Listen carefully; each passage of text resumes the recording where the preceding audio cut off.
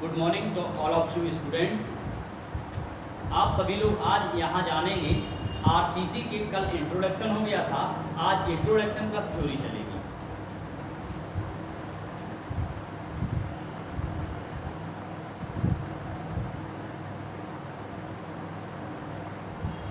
तो civil engineering का हम टॉपिक लेके आ रहे हैं आरसीसी। क्लियर है? तो आरसीसी का फुल फॉर्म बताए थे रीइंफोर्समेंट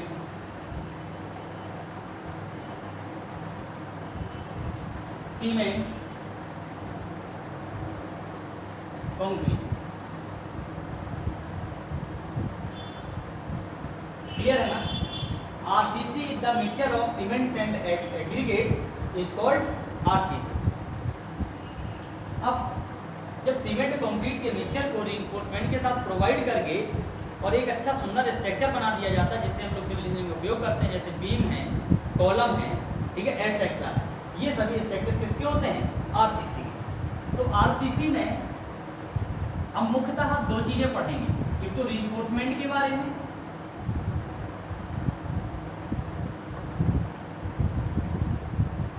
इसके बारे में रीइंफोर्समेंट जिसे हम लोग सरिया के नाम से जानते हैं,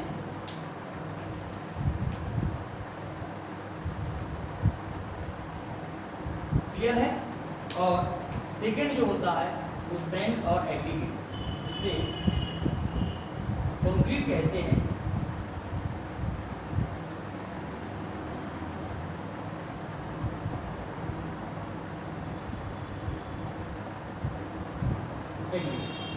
सीमेंट कंक्रीट एंड क्लियर है। तो कंक्रीट सीमेंट सैंड और एग्रीगेट से मिलकर बना होता है, और सीमेंट सैंड एग्रीगेट को जब प्रोवाइड करते हैं रीइंफोर्समेंट के जाल पर या मैट पर, तो उसे हम लोग आरसीसी के स्ट्रक्चर कहते हैं। अब जो रीइंफोर्समेंट होता है ये आपको मार्केट में डिफरेंट टाइप के अपनी अपनी क्वालिटी यानी कि प्रॉपर्टी के आधार पर मिलते हैं। एक सबसे पहले होता है एफी। एफी आपका सिंबल है एफी फॉर आयरन, एफी 250, क्लियर है। सेकंड होता है एफी 415 और एक होता है आपका एफी 500। लेडीज एंड जेंटलमैन, एफी 250, एफी 415 और एफी 500, ये आपकी तीन ही मार्केट में रीइंफोर्समेंट की ग्रेड है, जिसमें से हम जनरली जो यूज करते हैं आजकल स्ट्रक्चर में वो एफी 500 के नाम से करते हैं। और ये 500 प्रत्येक रीइंफोर्समेंट वायर पर यदि 500 लिखा है तो आप समझेंगे कि ये रीइंफोर्समेंट जो है एफी 500 का सबसे अच्छी बेहतर क्वालिटी का होता है। इसके बाद यदि उसमें रीइंफोर्समेंट वायर पर 415 लिखा हुआ है तो 415 ही मानेंगे। दूसरी चीज जो आपकी कंक्रीट है, ये कंक्रीट का मिक्सचर है। इधर देखिए तो कंक्रीट का मिक्सचर आपका आता है एम और mixture M5, M10, M15, M20 और M25। क्लियर है?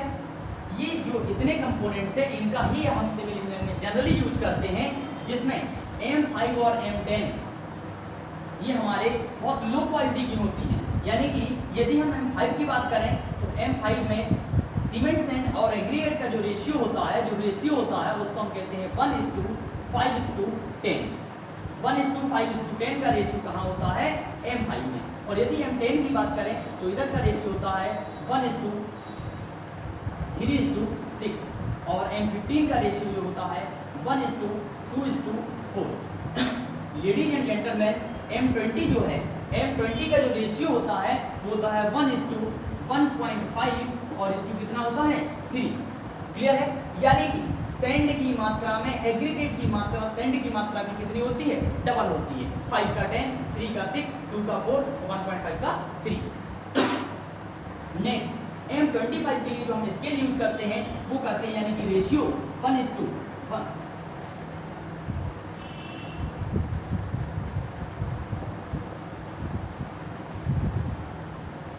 क्लियर है? 1:1:2 ये आपके पास में कंक्रीट के क्या है? मिक्सचर है। और कंक्रीट के मिक्सचर का रेशियो 1:5:10।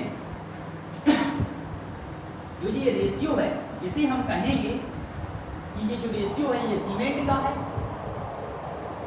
प्लस यानी कि अनुपात जो लगा हुआ है ये सैंड है, और सैंड के बाद जो है ये गिट्टी है, यानी कि जिसे हम लोग एग्रीगेट के नाम से जानते हैं। सीमेंट, सैंड और एग्रीगेट का रेशियो दिया हुआ M5 1:5:10, 10 1:36, M15 1:2:4 और M20 1:1.5:3।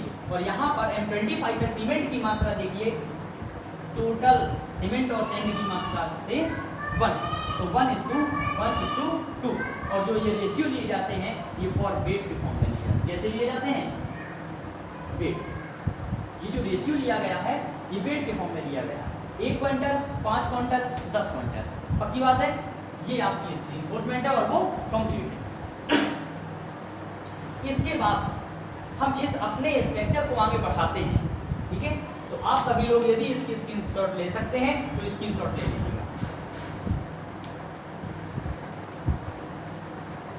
क्लियर हो गया?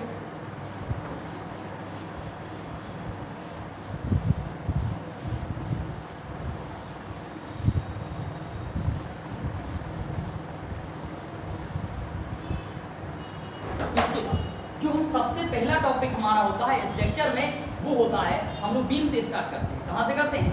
बीम से। तो देखिए जो बीम आपकी होती है, ये बीम जो होती है वो आपकी there are 2 types of beam. There are 2 types of beam.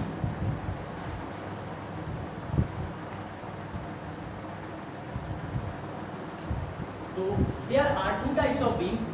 तो यहाँ देख लीजिए 2 टाइप्स ऑफ बीम कैसे होती हैं। There are 2 types of beam. First होती है आपकी singly reinforced beam. Singly reinforced beam किसके नाम से जानी जाती है? Singly reinforced beam. और सेकंड जो आपकी होती है वो होती है doubly reinforced beam. Doubly reinforced beam. Ladies and gentleman, आप अच्छी तरीके से समझ गए होंगे कि बीम जो होती है, वैसे तो आप लोग मॉस में पढ़े होंगे cantilever beam, continuous beam, overhanging beam, simply supported beam. लेकिन यहाँ पर उस तरीके की बीम को ना पढ़ते हुए यहाँ पर प्रत्येक बीम, चाहे वो ओवरहैंगिंग हो, चाहे कैंटिलीवर हो और चाहे सिंपली सपोर्टेड हो, समस्त प्रकार की बीमों को कंक्रीट और रिइंफोर्समेंट के बिछाने के आधार पर, यानी कि लेइंग ऑफ रिइंफोर्समेंट के आधार पर हम लोग 2 प्रकार से जानते हैं। यानी कि आरसीसी में बीम जो है वो there are 2 types of beam, singly reinforced beam और डबली रीइंफोर्स्ड। पक्की बात है। इसके बाद चाहे वो सिंगली हो और चाहे वो डबली हो, इनके भी टाइप्स हैं। तो सबसे पहले हम स्ट्रक्चर देखेंगे कि सिंगली कैसे होती है। हम किसी बीम के क्रॉस सेक्शन की बात करें, किसकी बात करें? बीम के क्रॉस सेक्शन, इधर भी और इधर।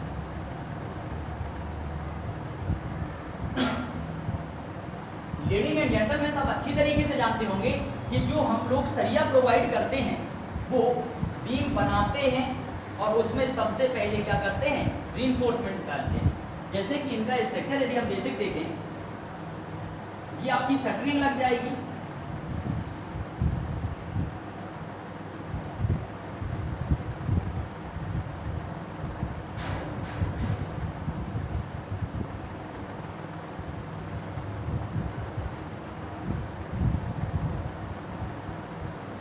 ये क्लियर हुआ?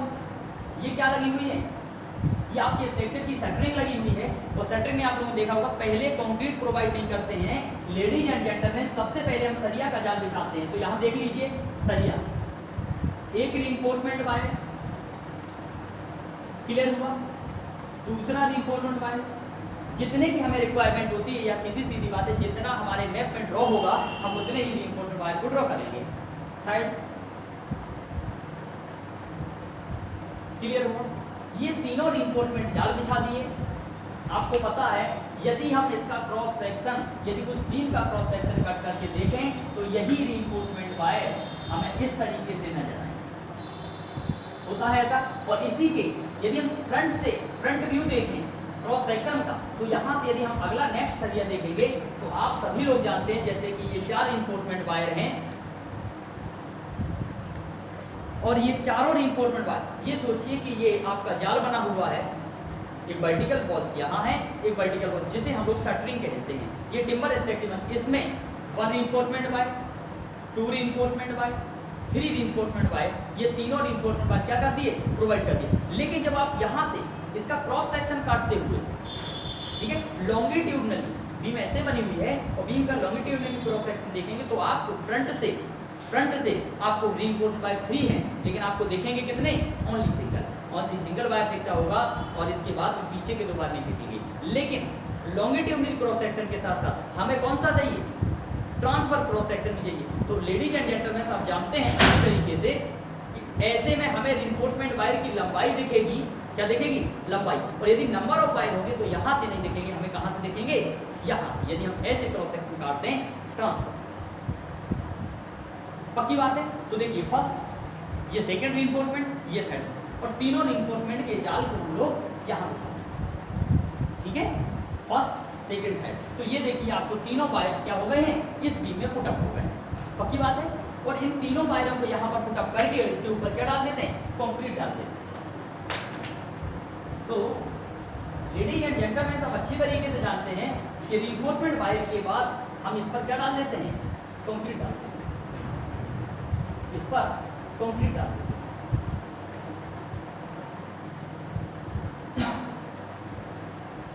इस पर कंक्रीट डाल देते हैं। ये सीमेंट और सैंड और एग्रीगेट का मिक्सचर डल गया है। यदि हम इसको इधर भी प्रोवाइड करें तो इधर भी हमें क्या दिखेगी, कंक्रीट, इधर भी हमें कंक्रीट नजर आएगी।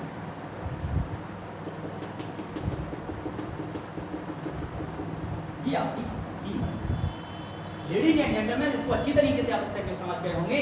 और यदि हम इसके बाद इसको क्रॉस सेक्शन में देखें, कहां से देखें, क्रॉस सेक्शन, तो रिइंफोर्समेंट वायर बॉटम में ही डले हैं। कहां डले हैं, बॉटम में। तो बॉटम में डलने का मतलब है सिंगली, यदि आपके रिइंफोर्समेंट वायर 1 2 3, यदि रिइंफोर्समेंट वायर केवल बीम में एक पोजीशन में प्रोवाइड होते हैं, ओनली कहां, बॉटम में, तो उसे कौन सी बीम कहते हैं, singly reinforced beam. Singly reinforced beam वह बीम होती है जिसमें रिइंफोर्समेंट वायर केवल और केवल बॉटम पोर्शन में प्रोवाइड किया है। Thank you. और इसके बाद यदि ये आप अच्छी तरीके से समझ गए होंगे तो समझने का प्रयास करिए डबल बीम का। और इसके ऊपर क्या भरी रहती है, कंक्रीट। लेकिन जब भी हम सिंगली रिइंफोर्स्ड बीम का स्ट्रक्चर बनाएंगे तो उसमें कंक्रीट को शो नहीं करेंगे, किसको करेंगे, केवल रिइंफोर्समेंट वायर को। बाकी पता है कि पूरे में क्या भरी हुई है, कंक्रीट। अब डबली में बात करेंगे तो लेडीज एंड जेंटलमैन इसी क्वेश्चन को देखने का प्रयास करें। यदि आपका रिइंफोर्स्ड वायर आजकल जो होता है वो सिंगली बीम नहीं बनाते हम लोग, क्योंकि सिंगली बीम लोड सहने की क्या होती है, कैपेसिटी कम होती है। लोड सहने की कैपेसिटी जिसमें सरिया की मात्रा ज़्यादा होगी वही स्ट्रक्चर आपका अच्छी तरीके से लोड सहन करेगा, उसी में सरिया की मात्रा ज़्यादा होगी। ऐसे स्ट्रक्चर को हम लोग डबली रिइंफोर्स्ड बीम कहते हैं। तो डबली रिइंफोर्स्ड बीम का स्ट्रक्चर देखना, नीचे भी रिइंफोर्समेंट वायर प्रोवाइड है यानी कि बॉटम पोर्शन में, और अपर पोर्शन में इधर भी रिइंफोर्समेंट वायर क्या होता है, इससे जस्ट नीचे इधर भी वायर प्रोवाइड होता है। लेकिन टॉप में कभी भी, टॉप में बहुत क्रिटिकल कंडीशन होती है तभी हम सेंटर पार्ट में वायर लगाते हैं, लेकिन हम लोग सेंटर पार्ट में वायर नहीं लगाते, केवल क्या लगाएंगे, एंड टू एंड। और आप लोगों ने, सभी लोगों ने, लेडीज एंड जेंटलमैन देखा होगा, एक सरिया ये होता है, दूसरा सरिया ये होता है, तीसरा सरिया ये होता है और चौथा सरिया ये होता है। क्लियर है। और इन चारों सरियों को एक रेक्टेंगुलर के शेप में क्या कर दिया जाता है, बांध देते हैं। ऐसा आप लोगों ने देखा, ठीक है। ये ट्रेपेजियम बन रहा है, लेकिन ये ट्रेपेजियम वास्तविक में नहीं है। यदि वास्तविक कंडीशन देखी जाए तो ऐसा होता है 1 2 सरिया और नीचे कितने, 3। और इन सभी सरियों को ऐसे जाल के माध्यम से हम लोग बांध देते हैं। लेडीज एंड जेंटलमैन आजकल आप लोग यही स्ट्रक्चर देखते हैं। क्लियर हुआ। यानी कि ये वायर है और ये टॉप वायर है, इन चारों वायरों को एक रिंग के माध्यम से, जो जनरली क्या कहते हैं, रिंग के माध्यम से बांध देते हैं। और इस तरीके का जाल बिछाना डबली रिइंफोर्स्ड बीम कहलाता है। तो लेडीज एंड जेंटलमैन आप अच्छी तरीके से समझ रहे होंगे कि इसको क्या करेंगे, बांध देंगे। क्लियर हुआ? अब आप सभी लोग समझना, ये आपकी मेन रिइंफोर्समेंट वायर कौन से कहलाएंगे? ये आपकी मेन रिइंफोर्समेंट वायर, ये आपकी मेन रिइंफोर्समेंट वायर है। और ये जो है, जो ये रिंग बनती है, ये एक चीज देखना, जो रिंग का डायामीटर और मेन रिइंफोर्समेंट का डायामीटर अलग अलग होता है। रिंग का डायामीटर जो होता है वो जनरली आप देखेंगे उस छड़ में खुद लिखा रहता है 6, इसका मतलब है 6 mm। और क्या लिखा रहेगा? Fe 415, Fe 500 या Fe 250। पक्की बात है? इसको हम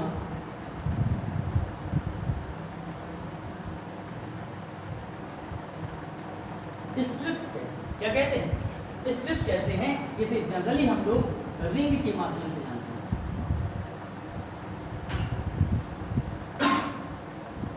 इतना समझ गए? तो जब आपका रिइंफोर्समेंट वायर केवल बॉटम में लेयर में होता है तो उसे हम लोग सिंगली कहते हैं। और एक ऐसी बीम जिसमें reinforced wire lower and upper दोनों पार्ट में डाला जाता है उसे हम लोग क्या कहते हैं? डबली बीम। अब थोड़ी सा यहाँ समझने का प्रयास करें। 1 रिइंफोर्समेंट, 2 रिइंफोर्समेंट, 3 और 1 रिइंफोर्समेंट।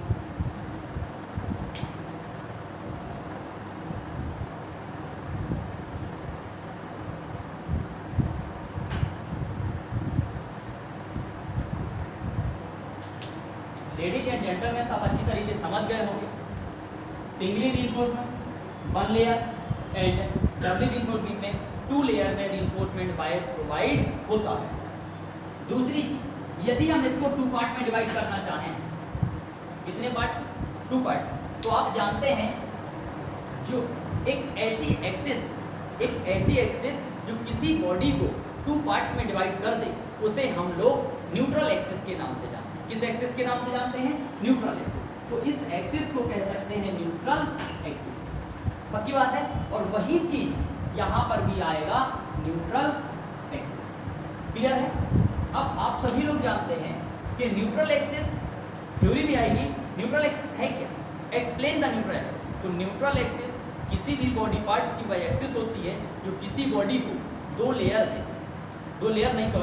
2 पार्ट्स में डिवाइड कर देते हैं। तो ऐसी लाइन को हम लोग किस एक्सिस के नाम से जानते हैं? न्यूट्रल एक्सिस के नाम से जानते हैं। अब देखिए, न्यूट्रल एक्सिस ने आपकी बीम को चाहे सिंगली हो या डबल, दोनों बीम्स को 2 पार्ट में डिवाइड कर दिया। यानी कि जो ये 2 पार्ट्स बनेंगे, तो देखिए जो नीचे का पार्ट होगा, क्या होगा? नीचे का पार्ट, इसे हम लोग टेंशन जोन के नाम से जानते हैं।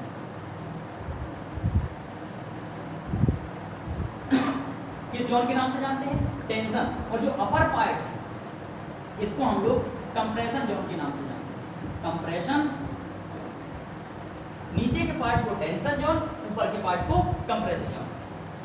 और this same it is, bottom part tension zone, upper part compression.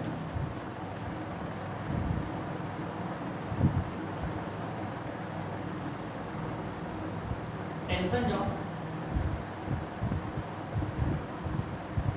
Compression. Clear है ना? ये सिंगली का डायग्राम है, ये किसका है?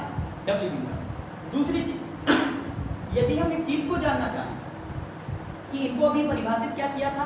अपर लेयर, लोअर लेयर, इसी के आधार पर किया था। लेकिन आप लोग टेक्निकली लेडीज एंड जेंटलमैन इस तरीके की डिफाइन ना करते हुए एक्चुअल डिफाइन करेंगे जो टेक्निकल लगेगी। तो देखिए, बेसिक डेफिनेशन ऑफ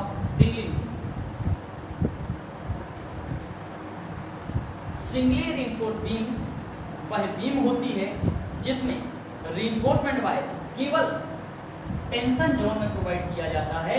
उस बीम को या इस तरीके की बनने वाली बीम को हम लोग सिंगली रिइंफोर्स्ड बीम कहते हैं। सिंगली रिइंफोर्स्ड बीम वह बीम होती है जिसमें रिइंफोर्समेंट वायर केवल टेंशन जोन में प्रोवाइड किया जाता है, उसे क्या कहते हैं? Singly reinforced. Second, doubly reinforced. Doubly reinforced beam वह बीम होती है जिसमें रिइंफोर्समेंट वायर टेंशन जोन और कंप्रेशन जोन, यानी कि दोनों जोनों में यदि रिइंफोर्समेंट रिइंफोर्समेंट पाइप प्रोवाइड होता है तो ऐसी बीम को हम लोग डबली बीम के नाम से जानते। ओके, यदि ये पक्की बात है तो इसके बाद एक एक डेफिनेशन आपकी देखिए नोट पॉइंट में मैं लिखाऊंगा नहीं, अभी लिखाऊंगा बाद। तो पहला फर्स्ट है सिंगली रिइंफोर्स्ड बीम की डिफाइन किसके आधार पर? रिइंफोर्समेंट के आधार पर। यहाँ वाली टेंशन जो है, यहाँ टेंशन और कंप्रेशन एक डिफाइन हो गया। सेकेंड डिफाइन, जब आप बताइए रिइंफोर्समेंट की आज कीमत जो चल रही है वो 52 रुपए प्रति किलो चल रही है, और आप जानते हैं कि यदि रिइंफोर्समेंट वायर जिस बीम में ज़्यादा प्रोवाइड होगा वो बीम उतनी महंगी होगी। First. Second, singly reinforced beam doubly reinforced beam की कंपेयर में क्या होती है? कम कॉस्टली होती है, और ये doubly reinforced beam singly reinforced beam की अपेक्षा ज़्यादा कॉस्टली होती है। क्यों होती है? क्योंकि इसमें रिइंफोर्समेंट वायर ज़्यादा प्रोवाइड किया जाता है। क्लियर है? सेकेंड स्टेप के बाद third step, singly reinforced beam में नंबर ऑफ वायर क्या होते हैं? कम होते हैं। डबली रिइंफोर्स्ड बीम में नंबर ऑफ वायर ज़्यादा होते हैं, तथा रिइंफोर्समेंट वायर को बांधने के लिए, बॉन्डिंग करने के लिए हमें क्या एक स्ट्रिप की आवश्यकता पड़ती है, और स्ट्रिप पास भी लगाई जाती है, दूर भी लगाई जाती है। ये कंडीशन पर डिपेंड करती है। इतना पक्की बात है। इसके बाद हेड के बाद जो आपका फोर्थ पॉइंट होगा, fourth point singly reinforced beam की load bearing capacity. Singly reinforced beam की load bearing capacity doubly beam की कंपेयरमेंट में क्या होती है? कम होती है। क्लियर है? और डबली रिइंफोर्स्ड बीम पर बीम होती है जिसकी load bearing capacity singly beam से ज़्यादा। कितने पॉइंट हो चुके हैं? 4। अब आप लोग इन चारों पॉइंटों को, ठीक है, थ्योरी हम अभी भेज देंगे आपको पीडीएफ बना के। तो फर्स्ट, सेकेंड, थर्ड और फोर्थ यानी कि 4 डिफरेंस आपके आ चुके हैं सिंगली और डबली बीम में डिफरेंस। क्लियर है ना? अब इसका यदि आप स्क्रीनशॉट लेना चाहें तो ले सकते हैं। ठीक है, आप सभी भी अपने मोबाइल से एक स्क्रीनशॉट ले लो, इसका अपने से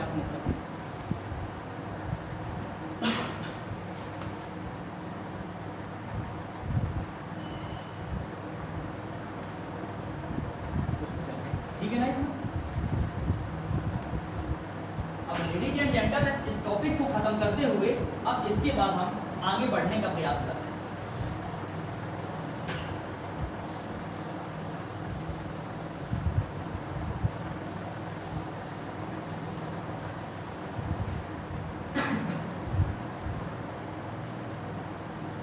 अब इसके साथ एक टॉपिक और देखेंगे,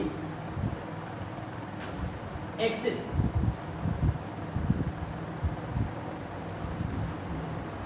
क्या देखेंगे? एक्सिस।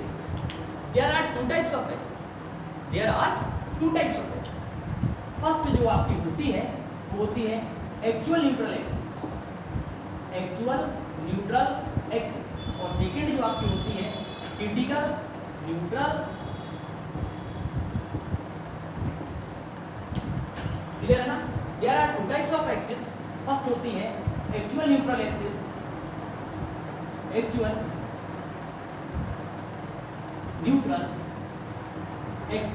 और सेकंड होती है क्रिटिकल न्यूट्रल।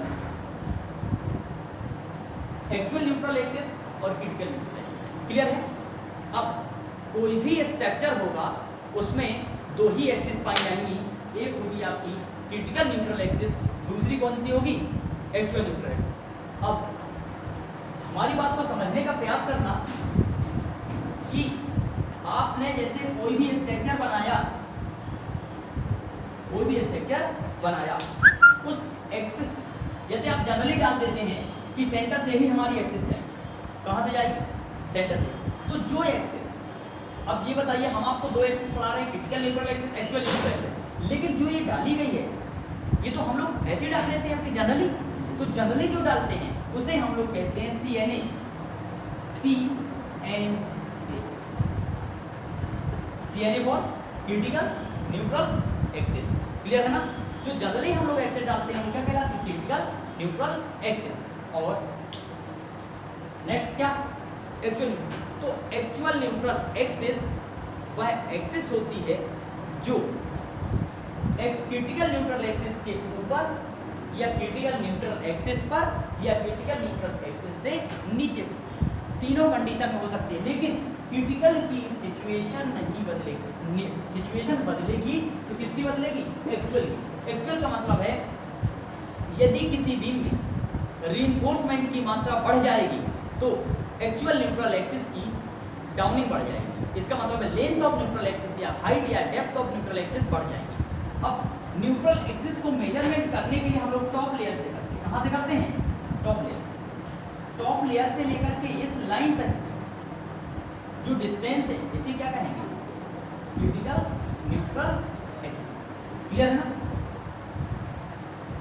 किसी भी स्ट्रक्चर के टॉप से न्यूट्रल एक्सिस तक की मेजरमेंट की जाती है वो क्या कहलाता है? क्रिटिकल न्यूट्रल एक्सिस, जो जनरली हम लोग प्रोवाइड कर देते हैं। और एक्चुअल जो होती है रीइंफोर्समेंट की मात्रा, क्वांटिटी ऑफ रीइंफोर्समेंट, क्वालिटी नहीं क्वांटिटी ऑफ रीइंफोर्समेंट यदि बढ़ जाएगी, ठीक है, तो आपका क्या होगा?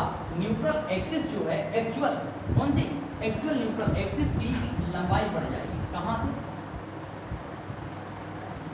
भाई रीइंफोर्समेंट वायर हम देखना, यहाँ पे देखिए जो बीम की बॉटम लेयर होती है उस बॉटम लेयर से थोड़ा ऊपर प्रोवाइड करते हैं जिससे हमारे रीइंफोर्स्ड वायर का कोरोजन ना। क्लियर है ना? बीम में कभी भी देखना आपको रीइंफोर्समेंट वायर कंक्रीट डलने के बाद दिखना नहीं चाहिए। यदि दिखेगा तो एटमॉस्फेयर के नेचर के कारण आपकी बीम का क्या हो जाएगा? कोरोजन हो जाएगा, जिससे आपके स्ट्रक्चर की लाइफ क्या हो जाएगी? कम हो जाएगी। उसी लाइफ को मेंटेन करने के लिए हम लोग क्या करते हैं? रीइंफोर्समेंट वायर को ऐसा प्रोवाइड करते हैं कि चारों साइड स्पेस बना रहा है, यानी कि इस स्पेस में कंक्रीट भर जाए। और इस स्पेस को हम लोग कवर के नाम से जानते हैं। किसके नाम से? कवर। ये कहलाता है बॉटम कवर और ये कहलाती है साइड कवर और ये कहलाता है टॉप कवर। क्लियर है ना? नेक्स्ट बात समझ में आ रही है? एक्चुअल न्यूट्रल एक्सिस की लंबाई, यानी कि actual neutral axis depend on reinforcement wire. यदि रीइंफोर्स्ड वायर की क्वांटिटी बढ़ेगी तो एक्चुअल न्यूट्रल एक्सिस, देखिए वैसे हम लोग रीइंफोर्समेंट वायर कहाँ प्रोवाइड करेंगे? इधर करेंगे ना, इधर। क्लियर है ना? तो actual neutral axis critical neutral axis की कहाँ होगी? नीचे। कहाँ होगी? रीइंफोर्समेंट वायर आपका यहीं प्रोवाइड होगा। यदि रीइंफोर्समेंट वायर की मात्रा बढ़ जाएगी, जैसे यहाँ पर अभी हमने कितने 5 लगा दी, यदि रीइंफोर्समेंट मात्रा बढ़ जाएगी तो क्रिटिकल न्यूट्रल एक्सिस ऊपर होगी और एक्चुअल वास्तव में कहाँ होगी? कम होगी। क्लियर है? यानी कि यदि रीइंफोर्समेंट वायर की मात्रा किसी भी स्ट्रक्चर में बढ़ेगी तो न्यूट्रल एक्सिस की डेप्थ क्या हो जाएगी? बढ़ जाएगी। यानी कि ये कह सकते हैं कि actual neutral axis is greater than critical neutral axis. Clear है? और यदि